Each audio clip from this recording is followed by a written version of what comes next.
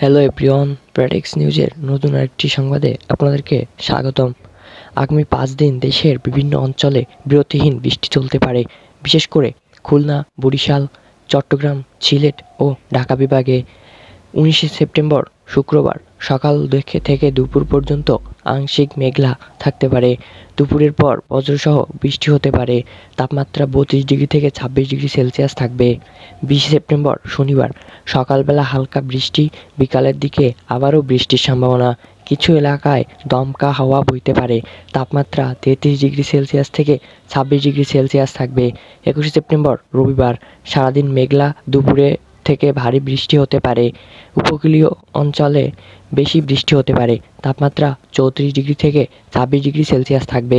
22 September সোমবার বিরতিহীন বৃষ্টির প্রবণতা, বজ্রসহ বৃষ্টি হওয়ার সম্ভাবনা থাকবে। রাস্তাঘাটে জলাবদ্ধতার ঝুঁকি। তাপমাত্রা 33 থেকে 26 ডিগ্রি সেলসিয়াস থাকবে। 23 সেপ্টেম্বর মঙ্গলবার সকাল থেকে সন্ধ্যা পর্যন্ত টানা বৃষ্টি হতে পারে। নদী তীরবর্তী অঞ্চলে সতর্কতা প্রযোজ্য। তাপমাত্রা 33 থেকে 25 ডিগ্রি সেলসিয়াস থাকবে।